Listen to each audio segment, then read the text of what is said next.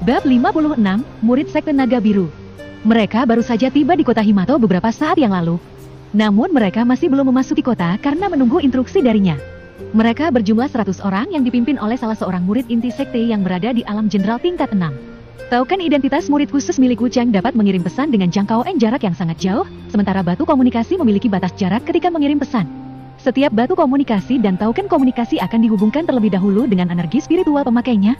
Setelah Wu Cheng menerima pesan dari murid Sekte Naga Biru, dia kembali menerima pesan dari manajer Shen. Dari pesan, manajer Shen menyampaikan bahwa Ketua Liao telah kembali dari misi, namun Liang Hu tidak diketahui bagaimana kondisinya. Sebelumnya Ketua Liao tidak dapat mengirim pesan karena cincin penyimpanan mereka telah diambil oleh prajurit kerajaan Yun ketika tertangkap bersama Liang Hu.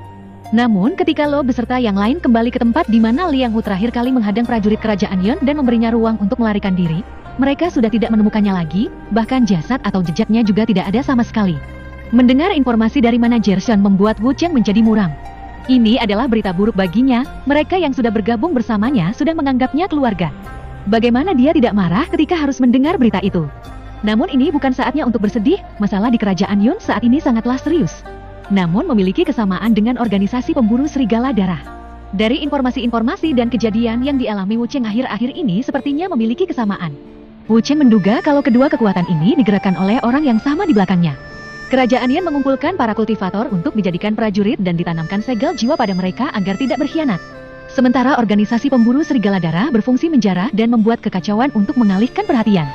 Situasi itu sepertinya terjadi tidak secara kebetulan, tetapi memang terstruktur dan diatur oleh orang yang sama. Ini membuat dugaan Wu Cheng semakin kuat jika kerajaan Yan memiliki hubungan dengan organisasi pemburu serigala darah. Setelah mulai memahami situasinya, Wu Cheng berpikir untuk mulai bersiap juga dari sekarang. Dan sepertinya kekacauan itu akan dimulai dari kota Limato ini.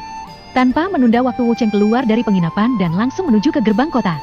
Kota Limato saat ini terlihat lebih ramai dari biasanya, gerbang kota dipenuhi oleh orang-orang yang mengantri keluar masuk kota. Kebanyakan dari mereka adalah para pedagang dan pengunjung dari kota lain yang ingin menyaksikan kompetisi penyulingan pil.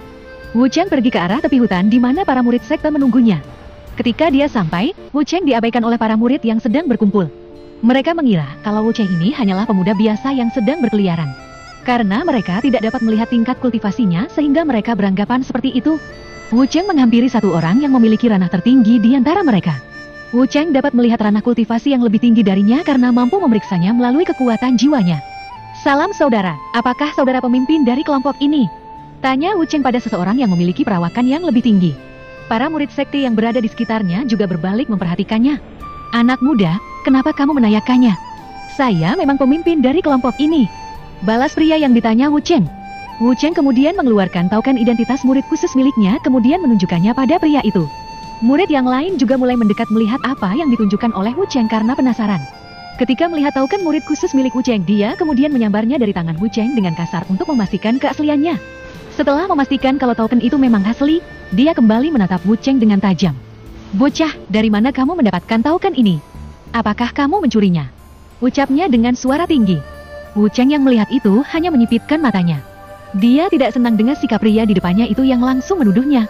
"Hei bocah, kenapa kamu diam saja?" jawab pertanyaan ketua. "Apakah kamu meminta dipukili?" timpal murid lain yang berada di situ. Namun tiba-tiba Wu Cheng beralih menatap tajam ke arahnya yang membuatnya tersentak memundurkan kepalanya ke belakang. Hari ini moodnya sudah tidak baik akibat berita dari manajer Shen, sekarang ditambah dengan sikap para murid sekte, ini membuatnya semakin kesal. Ketua kelompok yang tidak sabar mulai mendekat dan ingin meraih kerah baju Wu Cheng. Namun dirinya tiba-tiba tersentak dengan tatapan Wu Cheng. "Bu!" Dirinya jatuh berlutut di depan Wu Cheng. Mulut dan hidungnya mengeluarkan darah segar. Para murid lain dibuat kebingungan dengan hal itu, bagaimana bisa ketua mereka tiba-tiba berlutut di depan seorang pemuda lemah. Belum lagi mereka semakin terkejut ketika melihat mulut dan hidungnya mengeluarkan darah segar. "Tuh, tuanmu, dah. Maaf, kan aku," ucap ketua murid yang berlutut di depan Wu Cheng dengan terbata. Dia seperti sedang mengalami siksaan yang membuatnya ketakutan.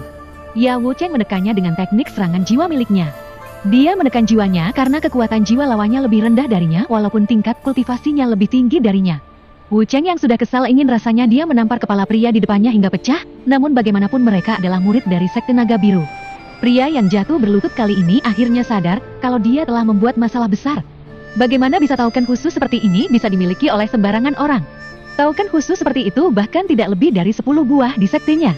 Namun itu juga masih belum dimiliki semuanya. Sepertinya pemuda ini memang pemiliknya. Namun bagaimana dia tidak pernah melihat atau mendengar namanya di sekte? Apakah kamu sudah tahu apa yang akan kalian kerjakan di sini? Tanya Wu Cheng yang masih kesal pada pria di depannya setelah menarik tekanan jiwanya. Sudah tuan muda, kami akan bekerja di bawah instruksi murid khusus sekte di kota Limato. Balasnya dengan cepat. Apakah kamu sudah paham sekarang? Tanya balik Wu Cheng. Sudah tuan muda, maafkan saya karena tidak mengenali Anda. Baiklah, kembalikan token milikku. Balas Wu Cheng sambil mengulurkan tangan. Murid yang meneriaki Wu Cheng sebelumnya juga ketakutan melihat itu. Ternyata pemuda di depannya murid khusus sekte naga biru. Identitas murid khusus sekte sangatlah terhormat, mereka adalah bakat-bakat langka yang sangat jarang terlihat. Mereka juga memiliki hak khusus di sekte naga biru. Dia mundur ke belakang karena ketakutan, pemuda di depannya ini yang dia anggap lemah membuat ketua mereka saja tidak berkutik, apalagi mereka yang lebih lemah darinya.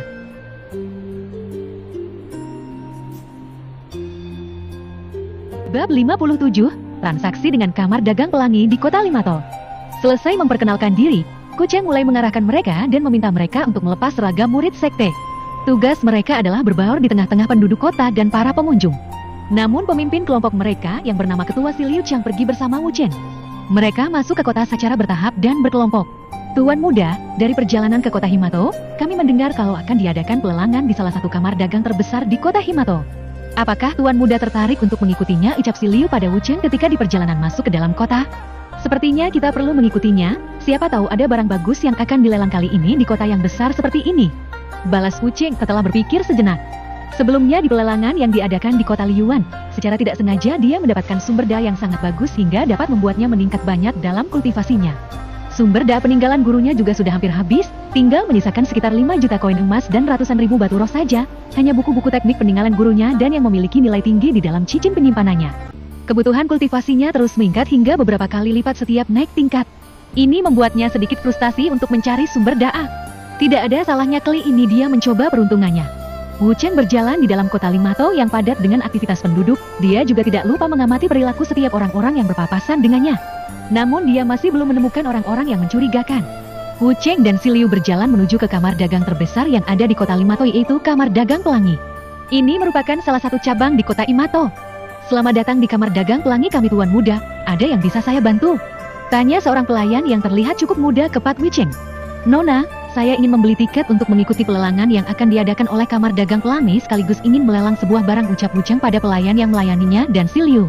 Tuan muda, Kamar Dagang kami hanya melelang barang yang berkualitas tinggi. Bisakah saya melihat barang yang ingin dilelang oleh tuan muda? Balas pelayan dengan sopan. Dia mengira kalau Wu Cheng merupakan seorang tun muda dari klan besar yang sedang ditemani oleh pengawalnya, karena dia dapat merasakan tingkat kultivasi Si Liu yang berada di alam jenderal tingkat menengah. Tanpa menunda waktu, Wu Cheng mengeluarkan sebuah buku teknik menggunakan tombak tingkat tinggi dari dalam cincin penyimpanannya.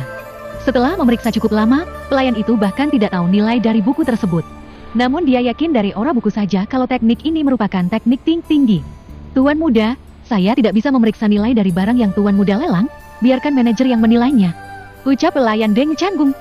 Baik nona, tidak masalah, balas Wu Cheng sembari mengikuti pelayan yang menuntunnya ke ruangan manajer.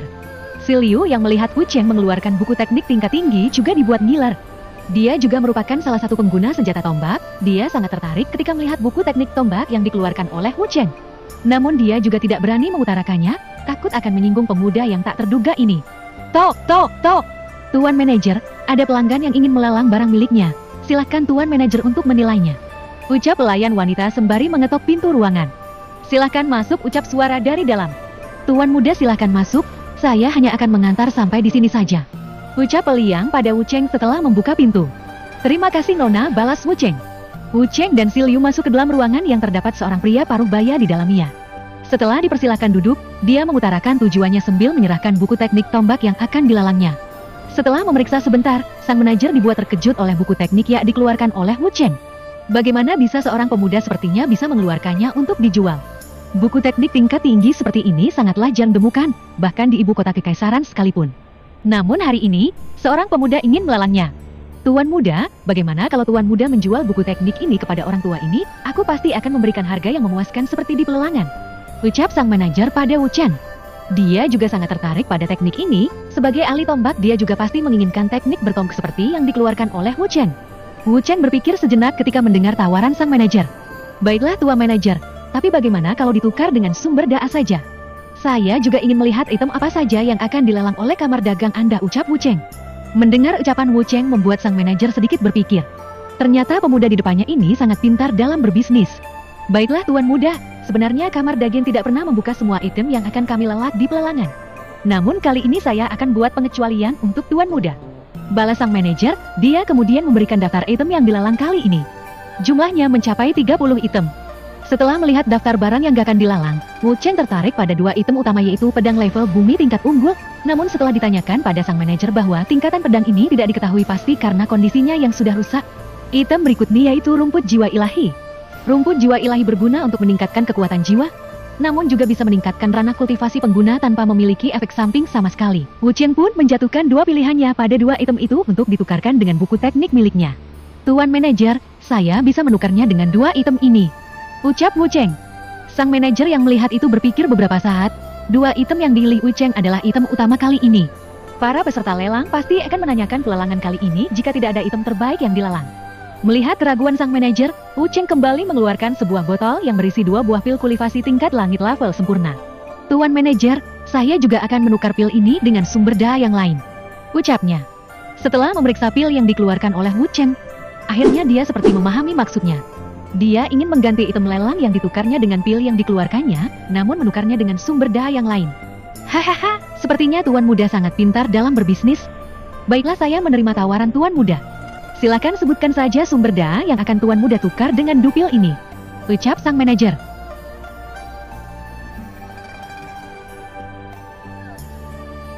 Bab 58, menghancurkan markas bandit. Tuan manajer, saya juga akan menukar semua barang-barang ini, lanjut Wu Cheng sambil mengeluarkan ratusan senjata dan tanaman spiritual tingkat rendah.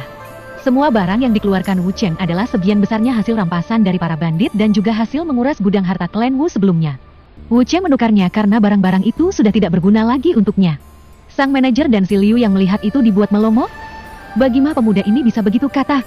Walaupun ratusan senjata dan tanaman spiritual hanya tingkat rendah saja, namun jumlahnya sangatlah banyak. Dari mana dia memperoleh harta sebanyak itu? Setelah menghitung semua nilai dari barang-barang yang dikeluarkan oleh Wu Cheng, dia kemudian mengarahkan Wu Cheng untuk mengambil barang-barang yang ingin ditukarnya.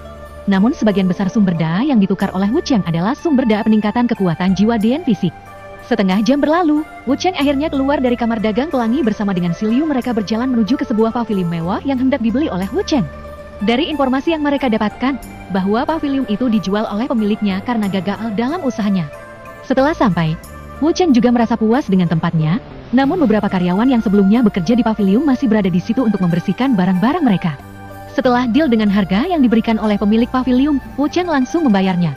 Dia kemudian berkeliling bangunan itu untuk memeriksanya. Tiba-tiba, puluhan karyawan yang sebelumnya beres-beres menghampiri Wu Cheng dan si Liu. Tuan Muda, biarkan kami tetap bekerja di sini, kami sangat membutuhkan pekerjaan ini untuk memenuhi kebutuhan keluarga kami, ucap salah seorang pria paruh baya menghampiri Wu Cheng. Betul Tuan Muda, kami sangat membutuhkan pekerjaan ini, timpal yang lain. Mereka sebagian besar kultivator tingkat rendah, yang tertinggi hanyalah pria paruh baya yang berbicara sebelumnya, dia berada di alam pembentukan energi tingkat 9. Setelah mempertimbangkannya, Wu Cheng akhirnya menerima mereka semua. Dia melihat kalau orang-orang ini memiliki semangat juang yang tinggi. Mungkin karena faktor ekonomi yang membuat mereka tidak bisa berkembang dengan baik, apalagi di dunia kultivator di mana yang kuat akan terus memeras yang lemah. Jika dikembangkan dengan baik, bukan tidak mungkin mereka ini akan menjadi ahli bela diri tingkat tinggi. Baiklah tuan-tuan dan nona semua, kalian boleh bekerja kembali di sini, namun untuk sementara tempat ini masih belum bisa beroperasi jadi untuk beberapa hari ke depan, jadi tuan-tuan dan nona boleh kembali ke keluarganya masing-masing terlebih dahulu kecuali beberapa orang yang bertugas sebagai penjaga. Mendengar ucapan Wu Cheng, mereka sangatlah senang. Untuk mencari pekerjaan sangatlah sulit bagi mereka yang tidak memiliki latar belakang. Bisa dipastikan jika mereka kehilangan pekerjaan ini maka akan kesulitan untuk menghidupi keluarga mereka. Setelah para karyawan yang sebelumnya bekerja di situ pergi, menyisakan beberapa orang yang bertugas sebagai penjaga tempat itu, salah satunya pria paruh baya yang berbicara sebelumnya. Tuan Muda, nama saya Liu Chang. Tuan Muda bisa memanggil saya senyamannya saja, ucap pria paruh baya itu kepada Wu Cheng. Baiklah Paman Liu Chang, nama saya Wu Cheng. Paman juga bisa memanggil saya senyamannya aja. Untuk sementara Paman yang akan mengatur penjagaan di sini dulu. Nanti akan ada orang-orang yang akan datang ke sini menggunakan identitas seperti ini, nanti Paman biarkan mereka masuk, ucap Wu Cheng sambil menunjukkan token identitas murid sekte naga biru. Baik Tuan Muda, saya akan melakukan yang terbaik, balas Liu Chang dengan cepat. Dia sebelumnya juga bertugas sebagai kepala penjaga di pavilion itu, tentu bukan masalah besar baginya untuk menjalankan tugas itu. Selesai mengatur penjagaan tempat itu, Wu Cheng dan Xi Liu kembali berjalan menuju gerbang utara kota Limato. Wu Cheng berencana mengunjungi markas para bandit yang sebelumnya menghadang perjalanannya ketika menuju kota Limato. Dari ingatan ketua bandit itu, mereka memiliki markas yang berada di tengah hutan yang terletak di bagian selatan kota. Xi Liu juga terus mengikutinya tanpa banyak bertanya, walaupun sebenarnya dia juga penasaran kemana arah tujuan mereka. Setibanya di luar gerbang kota, mereka mulai berlari untuk mempercepat perjalanannya. Setelah berlari selama 1 jam, Wu Cheng akhirnya tiba di antara 2 bukit yang mengapit di kanan kiri jalan. Di depan mereka terdapat sebuah pemukiman kecil yang berisi puluhan rumah kayu. Tanpa menunda waktu, Wu Cheng mulai mengalirkan energi miliknya ke seluruh bagian tubuhnya. Dia mengerahkan hamper setengah energi yang berada di pusat energinya untuk melakukan serangan kali ini. Naga Penghakiman. Siluet naga biru muncul di atas kepala Wu Cheng yang membuat Xi Liu terkejut dan mundur ke belakang. Hancurkan! Siluet naga berukuran sangat besar itu meluncur ke arah pemukiman di depannya. Kedatangan serangan itu mengejutkan orang-orang yang berada di dalam pemukiman. Mereka juga menggabungkan serangan untuk menghalau siluet naga biru itu. Namun naas, ranah tertinggi di antara mereka hanya berada di alam prajurit tingkat 8. Mereka sama sekali bukan tandingan Wu Cheng. Bam! Ledakan besar menggetarkan area perbukitan dan sekitarnya. Hyun buas tungkat rendah lari terbirit-birit untuk menjauh. Pemukiman yang sebelumnya terdiri dari puluhan rumah itu telah menjadi puing-puing. Xi Liu yang menyaksikan itu dari belakang dibuat bengong di tempatnya. Teknik yang menakjubkan dari Wu Cheng baru dilihat kali ini dalam hidupnya. Aura kekerasan dari teknik itu bahkan mempengaruhi sekitar Ni. Puluhan mayat kini bergelimpangan bersama puing-puing bangunan rumah kayu. Para bandit itu mati dengan mengenaskan. Mereka bahkan tidak tahu bagaimana mereka bisa mati. Rasa penasaran akan terus menghantui mereka di alam baka. Wu Cheng kemudian menghampiri puing-puing bangunan di sekitarnya. Dia menuju ke salah satu rumah yang paling besar di antaranya. Setelah membersihkan papan kayu yang menutupinya, Wu Cheng akhirnya menemukan pintu rahasia menuju rang bawah tanah. Xi Liu yang melihat Wu Cheng menghilang akhirnya bangun dari rasa terkejutnya. Dia kemudian menghampiri ke depan untuk memeriksanya. Puluhan mayat yang hancur menjadi berbagai bentuk di depannya membuat dia merinding. Pemuda yang tampangnya biasa-biasa saja itu ternyata sangat kejam dan tanpa ampun. Dia kemudian memeriksa mayat-mayat itu dan mengambil barang berharga milik mereka seperti cincin penyimpanan dan senjata. Setelah selesai, dia membakar habis semua mayat-mayat itu bersama puing-puing bangunan lalu menyusul Wu Cheng ke dalam ruang bawah tanah. Sesampainya Wu Cheng di dalam rang bawah tanah, dia menyusuri lorong gelap di depannya. Setelah sampai di ujung lorong, Wu Cheng melihat ruangan yang cukup besar. Di setiap sisi ruangan terdapat jeruji besi yang di dalamnya terdapat tahanan para bandit dalam kondisi yang mengenaskan.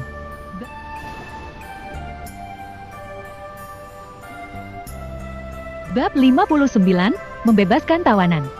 Di sebelah kanan ruangan terdapat tahanan pria, sementara di sebelah kiri terdapat gadis-gadis tahanan yang mereka culik. Wu Cheng merasa sesak ketika melihat kondisi mereka. Tatapan mereka semua kosong, seluruh tubuh penuh dengan luka cambukan. Kondisi para pria lebih memprihatinkan lagi, mereka semua dipaksa untuk tunduk dan menjadi budak, namun mereka bertahan dan menolak untuk tunduk dan ditanamkan segel jiwa pada mereka. Pada gadis yang menjadi tawanan meringkuk ketakutan ketika melihatnya. Mereka yang ditahan menjadi pemuas nafsu paras bandit. Itu sebabnya Wu Cheng tanpa ampun membunuh mereka semua dan menghancurkan markas mereka. Dia begitu marah dengan perlakuan para bandit ini, mereka memperlakukan tawanan mereka seperti binatang peliharaan dan melakukan apapun yang mereka mau. Xi Liu yang barusan tiba juga merasakan hal yang sama ketika melihat ini, ingin rasanya menyiksa para bandit itu sebelum membunuhnya, namun Wu Cheng sudah terlebih dahulu menghabisi mereka semua. Dia juga akhirnya paham dengan sikap Wu Cheng yang sebelumnya membunuh tanpa ampun itu. Wu Cheng dan Xi Liu langsung membebaskan para tawanan pria. Mereka sangat berterima kasih atas bantuan Wu Cheng dan Xi Liu. Namun ketika hendak membebaskan para gadis Sanan, Xi Liu sedikit kebingungan lantaran sebagian besar pakaian para gadis ini sudah tidak berbentuk lagi. Wu Cheng mengeluarkan beberapa pakaian miliknya dari dalam cincin penyimpanannya. Berikan ini pada mereka, ucap Wu Cheng sambil memberikan pakaian itu pada Xi Liu. Setelah selesai membebaskan para tahanan, Wu Cheng meminta Xi Liu untuk mengantar mereka keluar dari ruang bawah tanah. Merasa tidak ada apa-apa lagi di dalam ruangan tersebut, Wu Cheng kembali menyusuri sebuah lorong yang agak sempit. Setelah berjalan selama 200 meter, Wu Cheng kembali menemukan sebuah ruangan kecil berukuran 5 x 5 meter. Di dalam ruangan kecil itu terdapat 5 buah kotak kayu berukuran sedang. Setelah diperiksa, ternyata isi dari otak kayu itu ternyata sumber daya hasil rampasan para bandit ini. Hasil dari merampok akan mereka kumpulkan di sini dan setiap 1 kali dalam sebulan akan mereka kirimkan ke markas pusat. 1 kotak kayu berisi 5 juta koin emas dan 4 kotak kayu lainnya berisi tanaman spiritual dan artefak berbagai tingkatan. Wu Cheng kemudian memasukkan semua kotak kayu itu ke dalam cincin penyimpanan miliknya. Selesai menguras harta, Wu Cheng meninggalkan ruangan itu dan menyusuri lorong untuk kembali. Setibanya di atas, Wu Cheng sudah ditunggu oleh para tahanan yang sebelumnya mereka bebaskan bersama Si Liu. Tuan Muda, terima kasih atas bantuan Tuan Muda berdua. Kalau tidak, kami tidak tahu bagaimana nasib kami di tangan para iblis itu, ucap salah seorang tawanan saat melihat kedatangan Wu Cheng. Tidak perlu berterima kasih Paman, saya yang seharusnya berterima kasih karena paman-paman semua dengan berani menolak untuk menjadi budak mereka. Dengan begitu Paman dan yang lain sudah menyelamatkan banyak nyawa dari keserakahan mereka, balas Wu Cheng. Kalau begitu sekali lagi terima kasih Tuan Muda, kami akan kembali untuk melihat keadaan anak istri kami, ucap tawanan yang lain. Silakan Paman, kalau butuh bantuan, jangan ragu untuk mengunjungi pavilion saya yang berada di kota Limato. Sebelum mereka pergi, Wu Cheng memberikan mereka masing-masing 10.000 koin emas sebagai bekal mereka untuk memulai hidup baru. Setelah sebagian dari para tawanan telah pergi, masih terdapat 5 orang gadis muda dan 2 orang pria masih belum pergi. Bahkan salah satu tawanan pria itu sudah cukup tua. Tuan Muda, kami sudah tidak punya keluarga lagi, keluarga kami sudah dibantai habis oleh para iblis itu, biarkan kami mengikuti Tuan Muda, ucap pria yang sudah cukup tua itu dengan diiringi anggukan dari yang lainnya. Baiklah kalau begitu kalian ikut bersama kami ke kota Himato, ucap Wu Cheng tak ingin mematahkan semangat mereka. Kehilangan semua anggota keluarga merupakan pukulan berat bagi seseorang yang mengalaminya. Apalagi gadis-gadis muda yang menjadi korban kebiadaban para bandit ini. Dapat bertahan dari siksaan fisik dan mental saja merupakan hal yang sulit dilewati oleh mereka. Bukan tidak mungkin mereka akan mengakhiri hidupnya jika dia tidak menerima mereka untuk mengikutinya. Lantern tidak memiliki tam untuk pulang. Wu Cheng, Si Liu dan 7 orang lainnya berjalan bersama menuju kota Himato. Menjelang malam, mereka akhirnya tiba di depan gerbang kota. Setelah melewati pemeriksaan dari penjaga gerbang serta membayar pajak masuk kota, Wu Cheng dan yang lainnya langsung menuju ke arah utara, di mana pavilion berada. Setelah mengatur 7 orang yang sebelumnya ikut bersamanya, Wu Cheng berniat menuju ke sebuah kamar utama pavilion, namun tiba-tiba dihampiri oleh Si Liu. Saudara Cheng, ini adalah cincin penyimpanan para bandit sebelumnya, saya mengumpulkannya sebelumnya, ucap Si Liu sembari memberikan 25 cincin penyimpanan para bandit yang dikumpulkannya. Walaupun usia Si Liu sudah tidak terlalu muda, namun sebagai sesama murid sekte dia memanggil Wu Cheng dengan sebutan saudara. Itu buat saudara Liu saja, jika ada yang tidak dibutuhkan bisa dibagikan pada saudara yang lain, ucap Wu Cheng sopan. Walaupun sebelumnya dia sempat kesal dengan seniornya ini, namun dia juga memiliki sisi yang baik.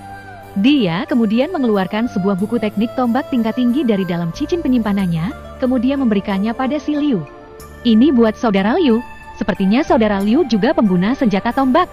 Si Liu sangat terharu dengan tindakan Wu Cheng ini, ternyata pemuda yang lebih muda darinya ini sangat memperhatikan orang-orang di sekitarnya. Bahkan ketika dia menginginkan teknik tombak yang dijualnya di kamar dagang pelangi tidak luput dari perhatiannya. Dia sepertinya harus banyak berterima kasih pada Ola Misi Sekte Naga Biru karena telah mengutusnya ke kota Himato ini. Saudara Cheng, terima kasih banyak atas kebaikan saudara Cheng. Jika saudara membutuhkan sesuatu saudara panggil saya saja, ucapnya bersemangat. Wu Cheng menganggukkan kepala menanggapi ucapan Si Liu. Dia kemudian masuk ke dalam kamarnya yang sangat luas dengan interior yang klasik, ukurannya bahkan mencapai 3 kali lipat dari kamarnya sebelumnya. Fasilitas yang lengkap dan juga ditata dengan rapi. Tidak sia-sia dia mengeluarkan koin emas yang begitu banyak untuk membeli pavilion itu. Setelah menikmati keindahan kamarnya sebentar, Wu Cheng menuju kamar mandi untuk membersihkan dirinya. Dia berendam di dalam air hangat untuk menenangkan pikirannya. Akhir-akhir ini dia sangat disibukkan oleh para bandit serigala. Selesai membersihkan diri dan berganti pakaian, Wu Cheng masuk ke dalam dunia mandiri miliknya. Dia mengunjungi orang tua dan adik-adiknya. Wu Yang juga mengalami peningkatan dalam kultivasinya, dia sudah berada di alam jenderal tingkat 6.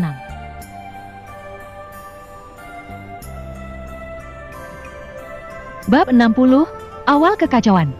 Wu Zhong dan Xialing berlatih tanding di sebuah tempat yang lapang. Tentu saja Wu Zhong menderita kerugian karena dibuat babak belur oleh istrinya itu.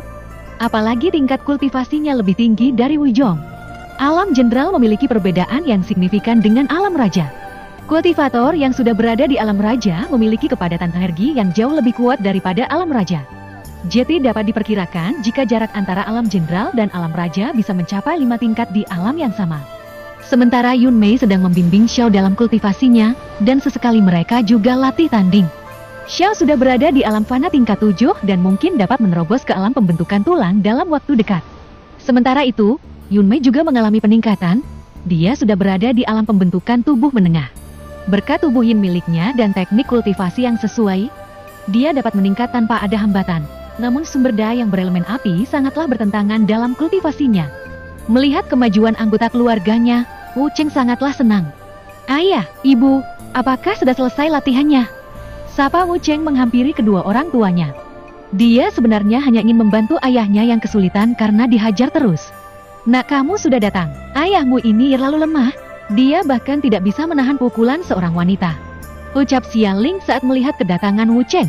Wu Zhong yang mendengar itu hanya tersenyum dengan pahit. Bagaimana dia bisa melawan istrinya yang sudah berada di alam raja? Wu Cheng juga hanya tersenyum menanggapi ucapan dari ibunya itu. "Ibu, kita sekarang berada di kota Himato. Apakah ibu tidak ingin keluar untuk jalan-jalan?" ucap Wu Cheng. "Sepertinya, itu ide yang bagus. Sudah lama ibu tidak berbelanja. Ibu juga ingin mengajak adik-adikmu untuk berbelanja," balas Xia Ling setelah berpikir sesaat. "Suami, kamu harus memberiku koin emas untuk belanja bersama anak-anak. Tidak mungkin kan aku meminta putraku?" Lanjutnya, Wu Zhong yang mendengar itu hanya mendesah pelan. Dia kemudian mengeluarkan 15.000 koin emas dan memberikannya pada Xia Ling. "Terima kasih suami yang baik." Setelah kepergian Xia Ling, Wu Cheng kemudian menceritakan kepada ayahnya tentang situasi yang terjadi di luar saat ini. Wu Zhong yang mendengar itu sangatlah terkejut. Mungkin dia akan menjadi salah satu orang yang akan mengambil misi di kerajaan Yon jika dirinya tidak keluar dari klan Wu. "Nah, apakah ada kabar mengenai pamanmu dan yang lain?" tanya Wu Zhong. Bagaimanapun Wu dan adalah kakak kandungnya, dia tidak mungkin akan berdiam diri saja jika mendengar saudaranya tidak diketahui bagaimana nasibnya. "Ayah, saya masih belum mendengar kabar tentang paman. Paman Leo kembali dalam keadaan terluka saat kembali, sementara paman Liang Hu masih belum diketahui bagaimana kabarnya." Wu Zhong menjadi suram mendengar itu, walaupun Wu dan tidak pernah bersikap baik padanya dan menganggapnya sebagai saingan. Namun ikatan persaudaraan tidak pernah putus. Setelah mulai memahami situasi di luar, Wu Zhong memutuskan untuk ikut terlibat membantu Wu Cheng.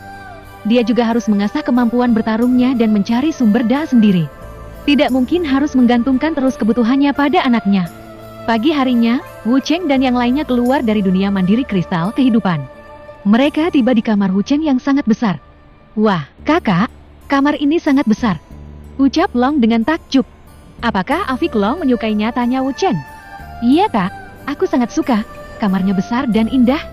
Xia Ling yang melihat itu hanya tersenyum. "Nah, kalau kamu menyukainya, nanti kamu bisa tidur di sini," ucapnya. Wu Cheng tersentak dengan ucapan ibunya. Kenapa dia malah memberikan kamarnya? "Benarkah ibu?" ucap bocah Long dengan gembira dengan diikuti anggukan dari Xia Ling. "Cenger, tidak mungkin kan kamu berebut kamar dengan adikmu?" ucap Xia Ling sambil menatap Wu Cheng. Wu Zhang diam-diam tersenyum dari samping mendengar itu. Ternyata bukan hanya dia kali ini yang merasa tidak berdaya menghadapi istrinya. "Benar nak, adikmu kan masih kecil, jadi kamu harus mengalah untuk adikmu," timpal Wu Zhang sambil tersenyum pada Wu Cheng.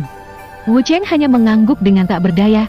Sepertinya lain kali dia juga harus menyiapkan kejutan untuk ayahnya itu. Wu Cheng dan yang lain kemudian keluar dari kamar. Dia memperkenalkan anggota keluarganya pada orang-orang yang ada di pavilion. Orang-orang yang berada di pavilion juga menyambut baik hal ini. Orang tua dari tuan mereka sangatlah ramah dan sopan. Apalagi tingkah Xiao dan Long yang menggemaskan menurut mereka.